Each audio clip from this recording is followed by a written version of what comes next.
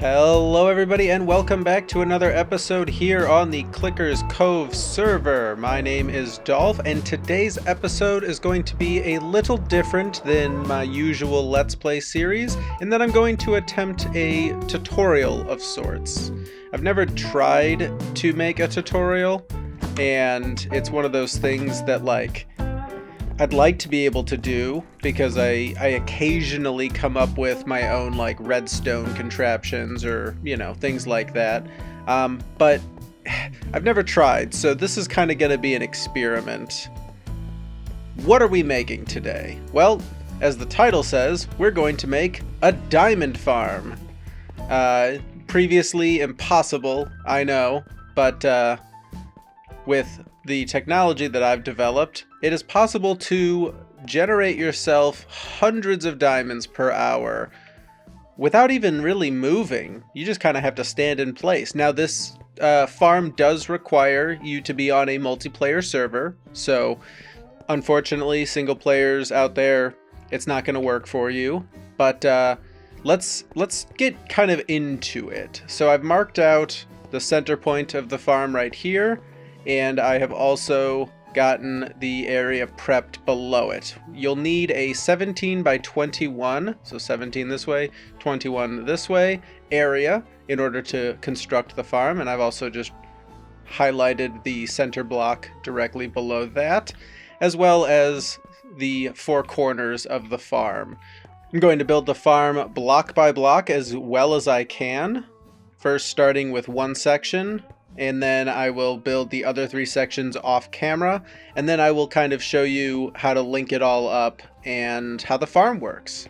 So let's get into the materials list. So in this chest, provided I did all my math correctly, there will be an accurate count in the description of what all you'll need, but you can take a screenshot of this or just kind of look at it and take note of it, and this is going to be what you need. These blocks here are just building blocks. You could use anything. I just chose specific colors for specific circuits. Let's grab everything we need and start the process. So first thing you're going to want to do is actually starting up here, just so that everything is done properly. We are going to place down the center block, which is going to be this green shulker box. Then we need a couple of note blocks just sitting around that, making kind of an X. And in the floor next to those note blocks at another diagonal, we're going to cut out. And this is where we're going to be placing our barrels. You could also use shulker boxes, but for this farm, I'm deciding to just use barrels, more for the aesthetic than anything else. After we got all that set up, next you're going to want to place a comparator facing out this way. But first, we need an observer. And that is not the correct way that the observer gets placed. Observers are one of my least favorite blocks to place because of how kind of finicky they can be when placing them, but we're going to set up that right there and then place the comparator on top. So the comparator is going to measure if something is in here. It's going to turn on, which is going to trigger the observer below it. And we pretty much have the top part done outside of the decoration, but this is really all you're going to have on the top unless you do some decoration of your own. Let's go back down. We'll get a good look at that. So that is where we are starting. Now we can also knock out these blocks here, revealing the note blocks, and we're going to place observers coming out of there. Terrible. Like so. So that is that setup. Next, take your building blocks, and we're just going to place a couple like that. Now going into these building blocks, we're going to do a repeater set to no ticks or one tick, depending on how you think about it. And then we're going to do 3 redstone dust, followed by another repeater. This one, right click it once, giving it a delay, and then a piece of redstone dust coming out of the back. Next we will place a glass block And on top of that glass block, we're going to place a sticky piston facing that direction. We'll place a note block there, and then above this note block, as long as you're, right above that note block on the ceiling area, it is going to be there, and then we are going to place observers facing into that. So if you'll see, when I hit that, it sends a signal down through there, gets delayed by 1, and that will actually turn off this redstone torch. So we'll see that again. Click that, turns it off for exactly 1 tick. Next, take a hopper, and we will place that into there like so. And then coming out 2 blocks from this corner, we're going to place droppers going all the way up. So we can break that out temporarily, and that'll go up to there with a block on top. So the farm will send items up through here. You're kind of standing here, and the items will come into your inventory, and then you'll be able to place them back down into those barrels. And that is that dropper line all set. You'll place 3 hoppers leading into that, so items will get sucked out of here and then flow into this dropper right there. Next, take a comparator off of the dropper line, and that's going to come out this direction. Grab your other colored block if you're doing a different circuit like I am, and place 2 like so. Coming off the back, we are going to need a combination of torches as well as comparators as well as hoppers, and that is going to start with a torch coming off the back from where this comparator is, with a comparator going into this block, and another torch right here. Place down torches. Keep your area well lit. The brighter it is, the better the redstone works when it updates and things like that, so make sure you keep that going like that. Next, we'll take our hoppers, and I'm going to place 2 hoppers into each other like so, and we'll just put 1 block in there. So that is currently stuck in this position. Now if something goes into here, that is going to set this all ablaze, and that's going to keep moving this item back and forth. Once we complete this, it'll actually lock back to the other direction. So in order to do that, we need to build a torch tower up this way, placing a torch and a block on each. We can break out the floor a little bit just to get us all the way to the top.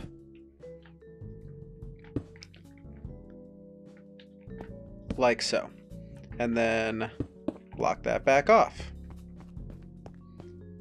I didn't mention before, but it does need to be 6 from where your floor level is. So 1, 2, 3, 4, 5, 6. That's how deep it is. So it's 6 deep, 17 by 21 wide. So with that, we've got our torch tower, and what I like to do is also place torches like so. So that is going to, when an item comes through here, so I'll put that in there, that's going to go through, and then boom. Now if we go up to the top, whoop, missed the turn. That item is now sitting right here, right over where the dropper was. So far so good. The farm is getting there. What I like to do as well, just to cut down on any sort of hopper lag, is place furnaces on top of any hopper that does not need to actively be sucking anything from above.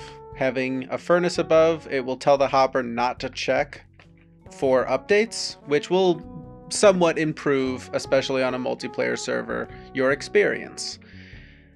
Next thing we're going to do is actually set up the dropper trail. So the droppers need to be placed in a very specific pattern. One coming off this way facing that direction, the next one, and then we're going to turn it and do the same thing again. And you're just going to place these 8 droppers in a pattern like so. Whoops.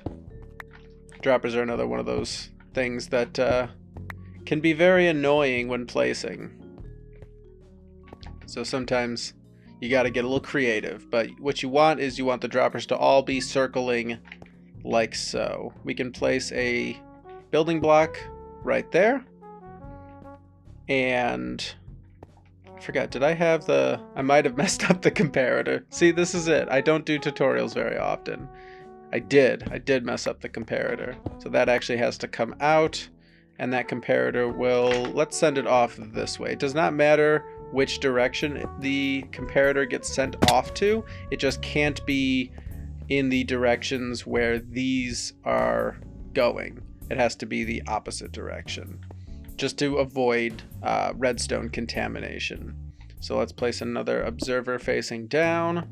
We'll go back up top. And with that, place your comparator properly now. All right. So off of the observers from over here, we're going to place a note block.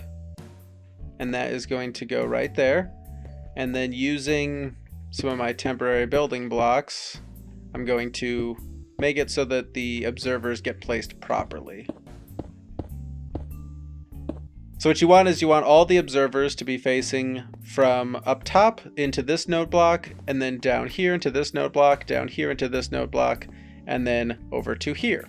And next thing we're going to want to do is get the hopper line to go down into this spot here. We'll come out facing into that hopper there, turn this direction, and then place 2 hoppers, one there and one facing down there. So the barrel is now connected into this dropper that way, and also sucks out this way. So when you hit a button, if there was something in here, I'll just do 9, and then I'll come back up here, and when I hit, just to show you, that note block, I get the stone, and I can hit it a couple times, not too fast, but there should be 3 more in my inventory. Perfect. And then I can place these items back into this barrel, and if we go back down into this, boom, we've got the 9 original. And that is pretty much one section of the farm. So I'm going to recreate this 3 more times, and then I will show you how to link everything up and get everything processed. And that is all 4 of the pods completed. And as you can see, they all have the same functionality, just turning off torches and sending items up, and then you can send items back down. So the next part of the farm comes from this observer right here. So we're going to stick another one like that, and then we'll get ourselves some temporary blocks, and this is going to come out 1, 2, 3, and 4. So that is the last of the observers, as you can see. At the end of that observer chain, we are going to stick a sticky piston out the back like so, and a bit of redstone dust I'm going to stick right here. Now, that redstone dust is going to power a bit on that side here. So this is where we are going to start kind of piecing together and what all the extra blocks are for. Grab that. So coming off of this, what we need is a bit of dust, like so. We're going to turn that into just a dot of dust. And this is going to have torches coming off these sides like so. And once you have the torches on there, you're going to place 3 blocks out, ending where this furnace is. We're going to go down 2 and then down the rest of the way, and this is going to go all the way until this piston right here, where we are going to end with a block there and a block there. Now leading into these, we're going to take some repeaters. We're going to place some dust and another one of these with an extra torch like so, and see how that turns those on. Right now, the farm is in the off position on this side. No matter how many times I hit this note block, it will never get a signal down to there because of the pistons. So from here, take a repeater into there, go back to your dust, and just connect this all up to here. So this is kind of, it's a stop thing. So if that dust is gone, that will turn back off, and then the farm will be on. With the dust there, it won't. So do the same thing on the other side. 1, 2, 3, down 2, down the rest of the way until we get to the second one like that. Place your repeaters, place a dust, place a block with a torch, and another repeater going into that, and the last bit of dusting on this side comes up to here. And you might be wondering what this torch actually is going to be doing here, and this torch is going to take a signal off of when this is unpowered. It is going to send a signal to a comparator at that level there, and you'll know it's the correct level because you're going to line up that with that. And get myself back over here. Now we just need to extend this a little bit and place dust like so. Trigger this into the subtract mode, and we're going to stick dust all like that. And finish off the last few furnaces. And like I said, I just put these on here to minimize lag.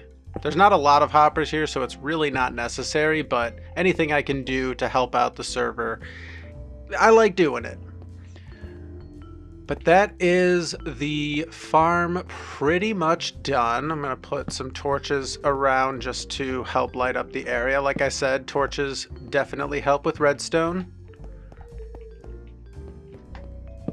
And with that, we can call this basically done. Now, what happens when an item goes into that shulker box above? It will trigger this and 0 tick or 1 tick, I forget at this point what it's considered, but it will tick the piston to grab the block or release the block. So when the redstone dust, or redstone, where did that go? I don't understand why Minecraft puts stuff behind you, but if that was there in the off position, you hear all that ticking, tick, tick, tick, tick, tick, tick, tick, tick, tick. Currently the farm is on. As you see, the pistons are retracted, leaving the trail to light that dust and send the signal, as well as it is cycling through this. So if I put an item into this dropper, it is going to make its way around, and you might not even see it because it happens so fast. But if I place this block back to here, locking everything, and then we can try to find the there it is. Made it over to there. So with that, we can actually move on to the next section. Place this there. There we go. So that is all we need to do right now down here. Getting this farm up and running is not difficult. It doesn't take very long at all, but we need to decorate the top a little bit. And one of the things I like to do is you take these stairs and you place them like so. We just need to hide some of the redstone like that. And we can place the building blocks in the other open positions and grab the carpeting and just lay it all over the top, leaving the note blocks and shulker box visible. So now we've got the top of the farm, as you can see. And again, when something goes into here, you'll hear all that ticking going crazy. And that has turned on the farm. It's retracted the pistons. It's cycling through all the droppers. Everything is working pretty much perfectly. Take that out. Turns the farm off. Easy peasy. Now, what do we use to make hundreds of diamonds an hour? How does this farm actually work? Well, if you didn't figure it out by now, this is a poker table. It's a poker table, it's a card table, it's a blackjack table, it's any kind of gambling table that requires the use of a 52 card deck of cards. So, once you have all of the redstone blocked in and nicely decorated like so, what I'm actually going to do, and this isn't required, but it's something that I like to do just to keep better tabs on things. I'm going to take a black die and a red die. And I'm going to come back over to here. And I'm going to dye these a black shulker box and a red shulker box. Now the reason for that is going to be pretty obvious in a second here. I'm going to take my shulker boxes, and then I also need a bunch of anvils. So I'm going to place those like that. Whoops, like that. Not sure if I'll actually need that many anvils, but I don't want to run out. Next thing for the farm to work is we need to make the items that are actually going to go into the droppers down below. So we're going to start with the red ones, and this is going to be our first. So we'll come over here and we're going to rename it. And if you're not familiar with alt codes are a thing you can do in Minecraft. You can do it on anything for the most part, I think. But in Minecraft, they're really handy because you can do fun little things like smiley faces by simply holding alt and then pressing a combination of numbers. Now, the numbers that we're going to be looking for are alt 3, 4, 5, and 6. If you're not familiar with all the different alt codes, I will post a link to the website I like to use that shows me all the alt codes, because you could do some crazy things. Like, that's a $sign. That was made with alt codes. That is a Q. That's a U. That's a musical note. Look at that. Anyway, alt 3 is going to make a little heart. And then we're going to make this an A, and we're going to do another alt 3. So that creates a heart with an A. And we're going to do that 51 more times using the different alt codes.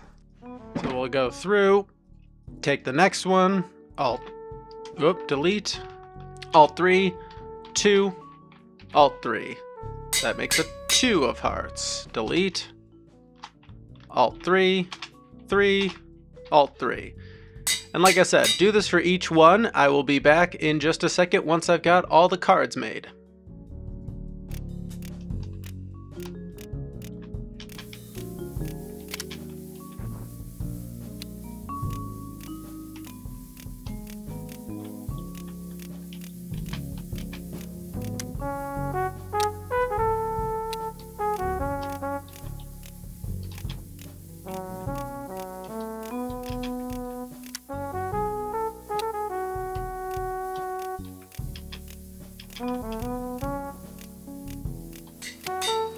And one more, and that's gonna be the king.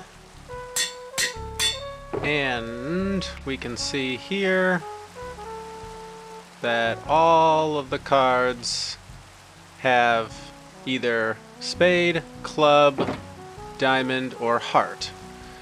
Now the last thing, we're going to do 2 more, and that is going to start here with this, and I'm just going to say place your bets. And I'll even throw in some alt codes like so. So now it says place your bets. And the last one is going to say return your cards.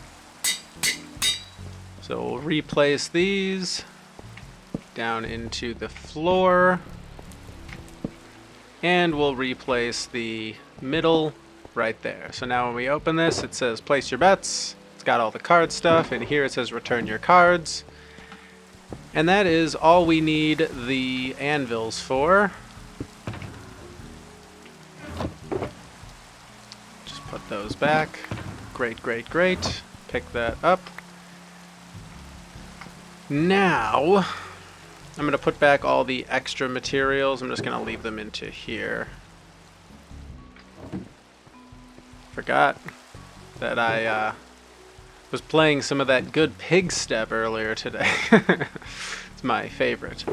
So we're going to take one of each of these cards.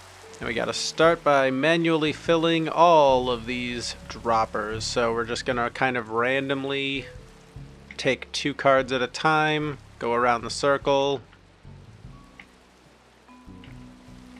like so.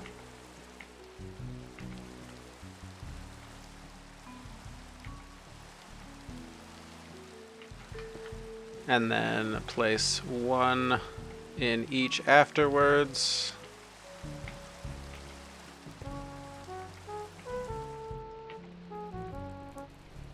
Like so.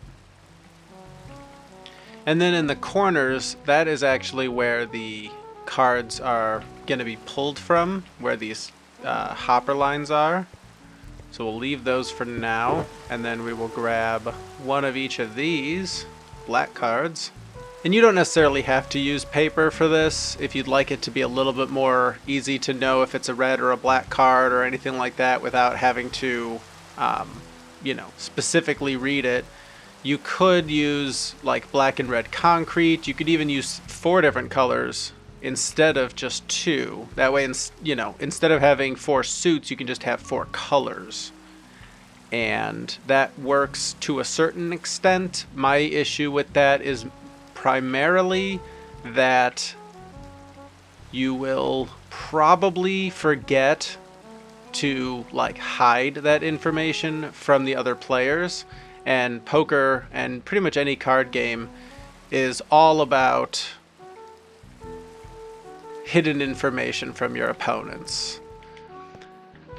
So I like to use the paper because if you're holding it in your hand, it just looks like you're holding a piece of paper rather than a specific color of paper. But what you want to do now is have 8 pieces of paper in the corners and 5 pieces of paper in the middle sections.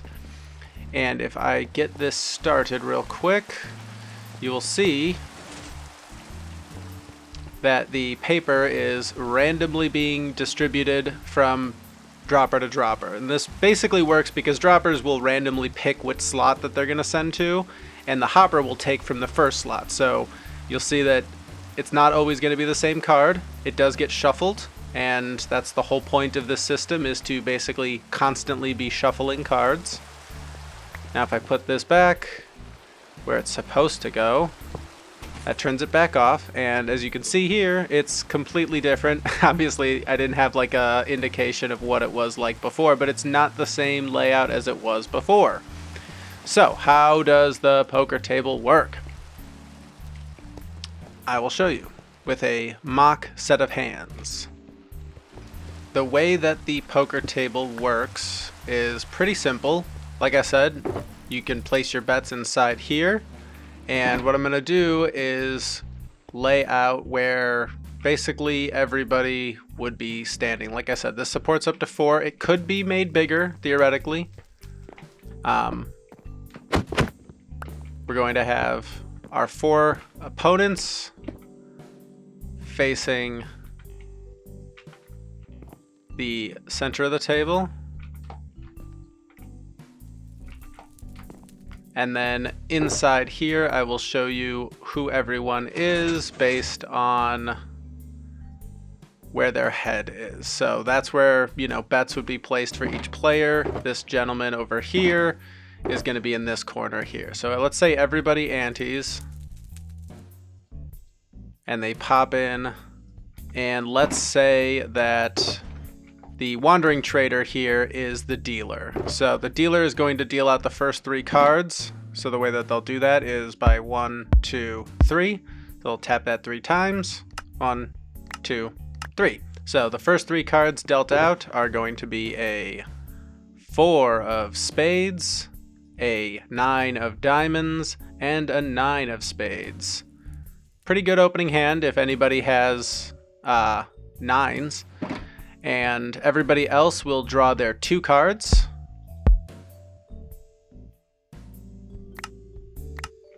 So the pillager here, his 2 cards are an 8 of diamonds and a 3 of diamonds. The zombie villager over here will draw his 2 cards. And like I said, you just simply right click on the note block. He gets a 10 of diamonds and a 7 of spades. The lucky rabbit is going to draw 2 cards. And those 2 cards are going to be the Queen of Hearts and the 6 of spades. Or clubs, sorry. Queen of Hearts and the 6 of clubs. And the wandering trader as the dealer will deal himself last. And that is going to be a 10 of hearts and a 5 of hearts. So everyone would go around betting. Now let's take a look at what we got. On the board, there's a 4, a 9, and a 9. We got a 10 and a 5, an 8 and a 3, a 7 and a 10, a 6, and a queen. Nobody really has anything at the moment. So let's say they all go around and check. So the dealer will then deal the next card. Obviously, you would keep your cards in your inventory. And boom, a queen comes up. Now, Lucky Rabbit over here already has 1 queen. And nobody else has anything close to that. So right now, they are currently winning with a 2 pair, queens and 9s. If somebody else had a 4, they might think that they had a good shot, but, you know, it is not to be. So let's say the rabbit raises 2, bringing the pot up a little bit. The wandering trader, looking at his hand, he doesn't really have anything, so he's going to fold. He's not going to be in this anymore. So from that point, he would just hold on to his cards and call it a day. The pillager, thinking that there's no way this guy's got what he claims to have, and he doesn't really have anything either, but the pillager is brazen, so he's gonna call. And the zombie villager is also sitting with nothing, so the zombie villager is going to fold. Now it's down to just the rabbit and the pillager. And the last card will be drawn from the dealer's side. And that card is a 3 of spades. So we look at the board here. We've got a 4, a 3 of spades, a 4. Put those in order. 2 9s, 1 being a spade, and a queen. So one more round of betting. Let's say the rabbit is pretty secure that he's got this, so he's going to raise 3 more, bringing the pot up to 11. Because these guys are already out. This guy could check, or this guy could call or fold. Let's just say it plays out where the pillager folds. So all of these diamonds go to the rabbit. And look at that. Started with 12, already got 17. From that point, everybody would take their cards back, and the dealer would take back the 5 from the middle, and you do have to put them back the correct barrels in order for the system to reshuffle the cards up.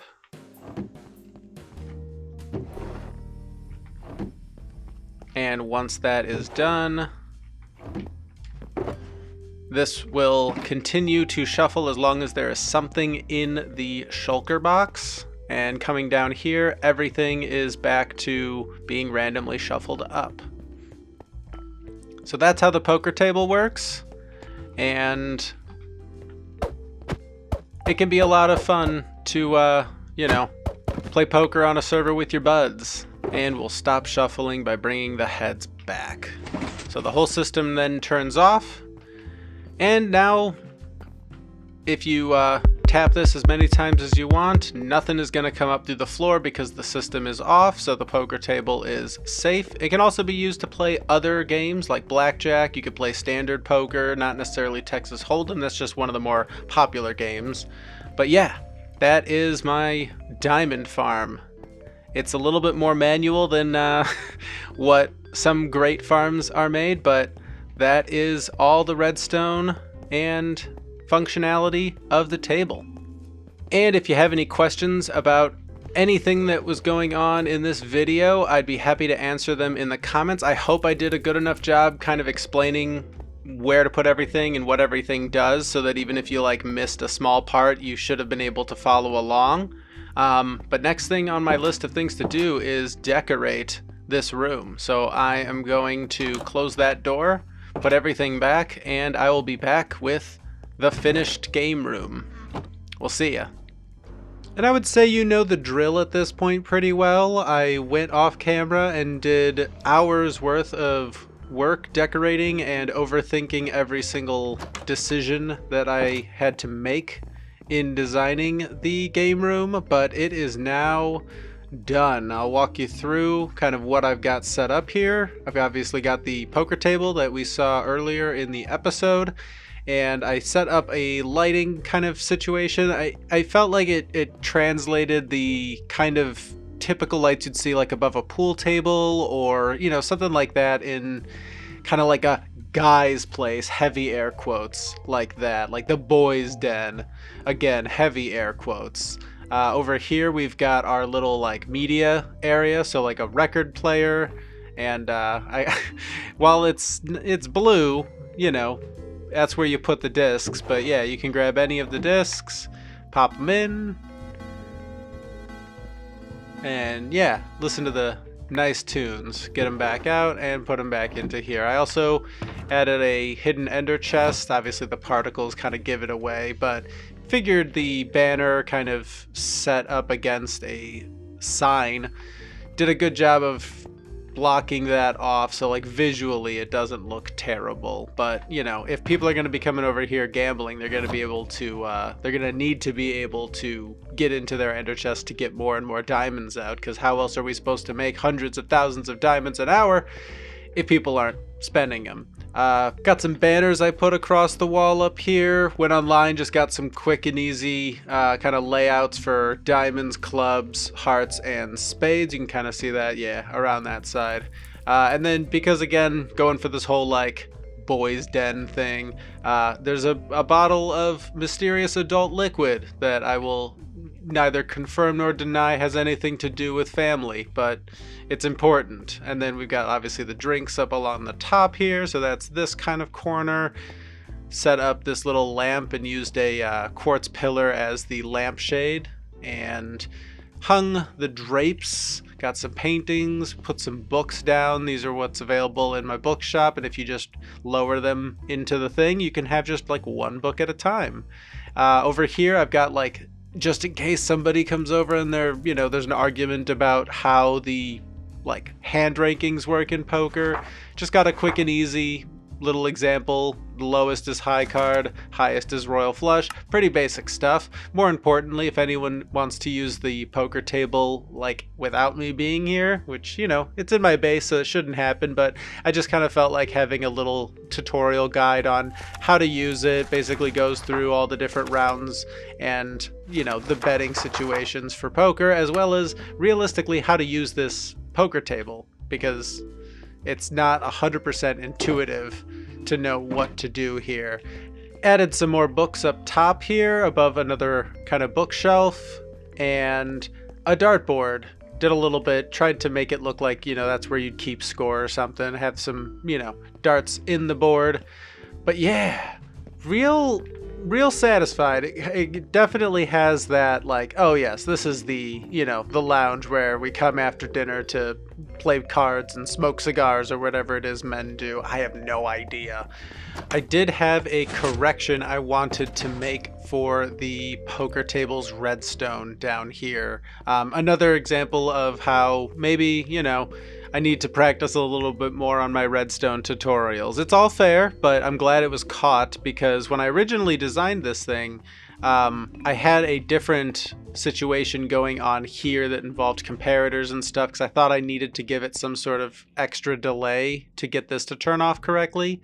But while I was showing Karnax what I had like worked on down here, you know, showing him how it works and everything, because a lot of people, you know, when they're new to redstone or have only ever done like, you know, simple stuff with droppers or something like that, seeing something like this that does one specific job and understanding how it does that one specific job can be very fun, which is why I enjoy watching, you know, basic redstone videos and stuff, even videos that I already know how a T flip-flop works, but I like relearning how it works, like re-understanding, because maybe I might see something new. But while I was showing Karnax this build, he had a very simple question, which was, does it have to be this big? Does it have to be 17 by 21, which is what I had said earlier in the video, and I was explaining to him why it was like that, and I saw I had laid down 3 redstone dust in a row before the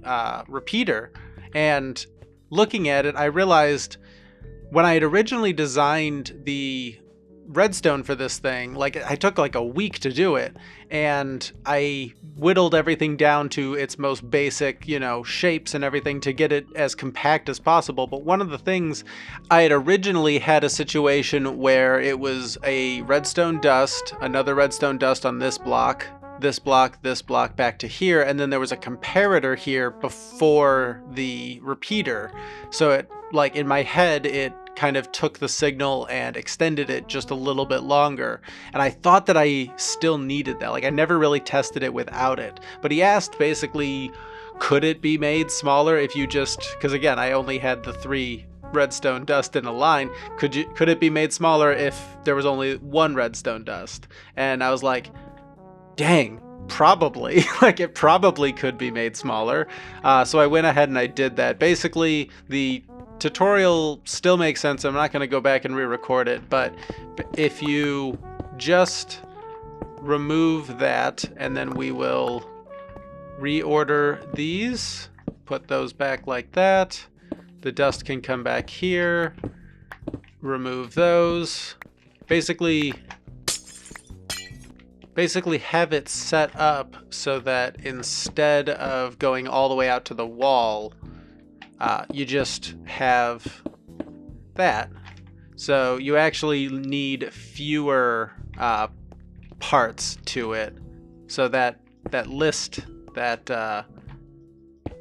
supply list will be updated.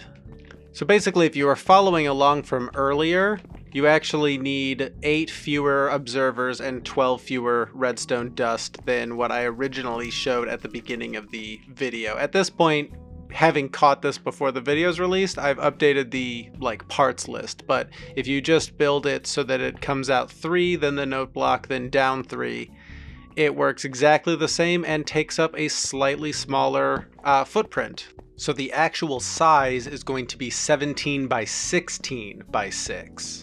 Because you do not need the extra space here that I had built into the like dimensions, but that makes it just a little bit smaller, a little bit easier to fit into other builds. And as you can see, having made those small changes, the table is still perfectly functional.